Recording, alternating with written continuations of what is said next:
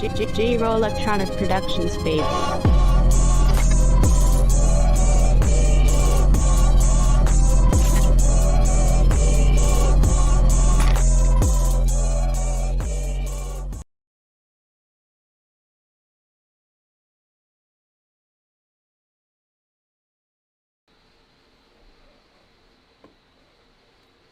Welcome to Democratic Republics, where we cover the real news that matters to we the people. I'm back, y'all. I did post something a little earlier, but this is the first live stream, back on YouTube from 2 weeks from my ban.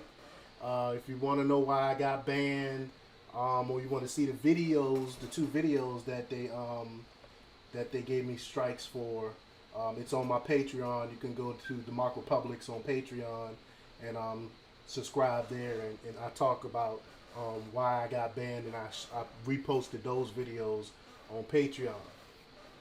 All right, so let's get into this. Stay away. U.S. Embassy warns Americans not to travel to Kabul airport in Afghanistan due to security threats outside gates. And this is the exact opposite of what Biden told us yesterday. Remember yesterday, and I called it out in the last video, it was a total lie. Biden said that it was no one restricting Americans from getting to the airport, from getting to the Kabul airport, which was a total straight up lie. And now even the embassy is coming out basically saying the opposite of what Biden said. But again, this is what we get when we put someone with dementia in office. Someone with dementia running our country. The exact opposite of what he said. But let's get into this article from the U.S. Sun. The Sun U.S. The U.S. Embassy in Afghanistan has urged Americans not to travel to the airport in Kabul due to security threats, despite Joe Biden insisting there is no indication the Taliban is stopping U.S. citizens. Again, this is what he told us yesterday. In a statement released today, the embassy warned citizens to stay away from the airport unless a government representative sent instructions to do otherwise. The embassy also told Americans to be aware of the surroundings, especially in large areas, and to form a contingency plan for an emergency. Now, I wonder if our legacy media, the mainstream fake news media, I wonder, are they coming out and checking Biden on this? More than likely they're not. I don't know. I haven't really been watching them today because it won't do anything but anger me with their excuses that they're giving Biden. They do ask him a couple questions pertaining to it, but really, they're not giving it to him like he should be getting. Because if this was Trump doing this, the news would be all over him. They would be attacking him, and rightfully so if it was Trump that was doing this. But Biden now is nowhere to be seen today. We got people stranded in a hostile area, Americans stranded in a hostile area, and our president is not doing anything about it. This warning contradicts what President Biden said at Friday's news conference, which he insisted the Taliban fights were allowing Americans to pass through checkpoints on their way to the airport in Kabul. Again, we talked about this already. It's just lies on top of lies. This was later refuted by reporters on the ground, as well as the Secretary of Defense, who admitted on a call with lawmakers that the jihadists were beating U.S. citizens and were attempting to get through the checkpoints. This is crazy. Thousands of Americans and Afghan refugees still remain stranded in Kabul following the Taliban's takeover earlier this week. Now, y'all have to be honest with yourselves. Do y'all think if Trump was in office, Taliban would dare to try to do something like this? Do you really think that? You know that Trump would have sent troops in and would have destroyed the Taliban by now. So politically correctness is going to end up killing people because they're afraid to do something because they're too busy worried about their political careers instead of the Americans that's stuck over there and can't get home. Horrific footage, which was allegedly taken today, showed throngs of people crushed together, shoulder to shoulder, as they mass around checkpoints guarded by soldiers. Screams can be heard, and gunshots are fired over their heads by the desperate people who appear trapped in the crush, unable to move beyond being buffeted along by the people next to them. I mean, it's sad. I saw the footage. I'm not gonna play it because it's disturbing. It's frightening.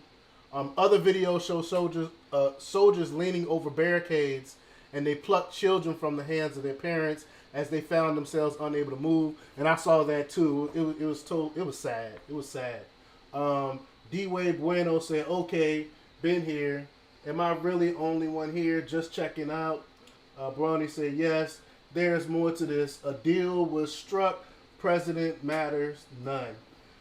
I don't know if the president matters none, because they know that Trump is erratic, and Trump would have gave it to these guys. That's why there were a lot of you never heard much from the Taliban or any of these people, because they were afraid of Trump.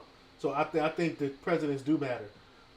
Watch the Pepe Escobar interview on the Gray Zone. Interesting. I'll check it out. I'll check that out. Let's go back to the article here.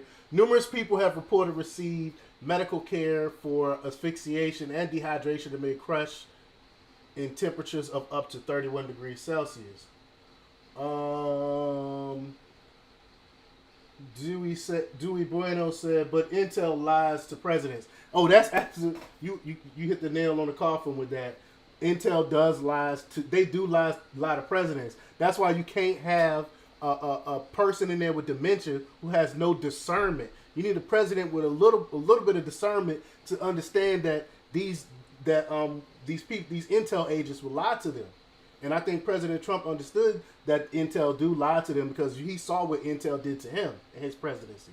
So yes, Intel do lie. You have to rely on intelligence, and your own intelligence, not intelligence. I mean, you have to rely on your discernment, your own discernment on the matters, because they will lie to you and set you up. And that's what happened to George Bush. I'm not giving George Bush any pass, but George Bush had bad intel, and he's an idiot, so he believed the intel. So that's what, that's what this is all about. And they're doing the same thing with Biden. They know Biden has dementia. They know they can tell him anything, and he'll go along with it. His wife holding his hand, through the whole process. So that's why they made him look like an idiot on TV. He came out and said one thing, and then his administration and Intel came out and said something totally different, because they trying to make him look like a fool. Is what I think is what's going on. This is all by design. That's why they left the weapons there. We're going to get into that in a little bit. And that's why all this stuff is going on. This is all by design. The article goes on to say that VP Harris, who is currently traveling to Southeast Asia, is expected to attend the meeting about the crisis virtually. Her office insisted that she would continue to work on the situation in Afghanistan while she's away. Why is she away over there? We got a crisis going on. Why is she over there? Why is she over there in the first place? Last weekend, the jihadi group seized control of the capital, Kabul, 2 weeks before the United States was due to withdraw completely after a 20-year military presence. Since the Taliban took control of Afghanistan more than 15 days ago, President Biden has only spent 4 of those days in the White House, because I believe he's sick. That's why he's not having so much appearances. Even though we're in the middle of one of the worst crises to happen to us in years, where he should be on TV every day, all day, talking about what's going on and keeping people apprised, he's hiding away. I think he's deteriorating, and they can't hide it. That's why they're keeping him tucked away. The rest of the time he spent in Delaware and Camp David. Bueno said the interview shows the new alliance: China, Russia, Afghanistan, Iran, etc., etc. It hit some food for thought. Yeah, I mean, they've been working together. China's been working with the Taliban. That's why the China basically recognized the Taliban as the legitimate government in Afghanistan. And China and Russia has always been working together, and with Iran. None of this stuff is new. So let's check out this tweet here that Idris Ali tweeted. He said that U.S. officials tell Reuters that the current intelligence indicates that the Taliban control at least 2,000 U.S.-made armored vehicles, between 30 and 40 aircraft, an untold number of small arms. Yeah, they got the Black Hawks, planes, and weapons and all types of stuff. He said in reality, officials say everything that wasn't destroyed or flown out is now with the Taliban. I mean, this could not have happened by accident. You don't understand. Military has protocol. You do not just leave weapons lying around like that. You destroy them. You just don't leave them. You just don't pick up and leave the materials there. Someone had to tell them to leave it there. So who are the ones that told them to leave it there? Those are the ones that need to be held accountable. Bueno said the interview shows. Oh yeah, that's the same one. I'm sorry, Bueno. And we got an article here from Axios that says that Taliban takes over U.S. war chest given to Afghan military. The Taliban just gained a massive new war chest, complete with U.S.-made Humvees, planes, helicopters, night vision goggles, drones, Reuters reports. The state of play. Video shows militants inspecting lines of vehicles and opening crates of new firearms, communication gear, and even military drones. Some of the equipment was given by the U.S. The U.S. officials just aren't worried about the Taliban using the weapons against civilians. They're also concerned that the equipment could be seized by ISIS or handed over to China or Russia.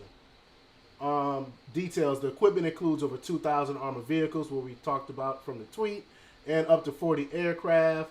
The Biden administration is considering launching airstrikes against the larger equipment, officials told Reuters. I doubt that would happen. And if they do have airstrikes, they're probably gonna do what Obama did and drop leaflets down from a helicopter, tell them, hey, y'all might want to leave the area because we're about to drop some bombs over here. What they're saying, quote, everything that hasn't been destroyed is in the Taliban now, one U.S. official told Reuters. Quote, we have already seen Taliban fighters armed with U.S.-made weapons they seized from Afghan forces. This poses a significant threat to the United States and other allies. Rep. Michael McCall from Texas, the top Republican on the House Foreign Affairs Committee, told Reuters. It's just a mess what's going on, and then we got Americans stranded. Bueno said, look, we knowingly left those weapons. What is the real story? We did this before.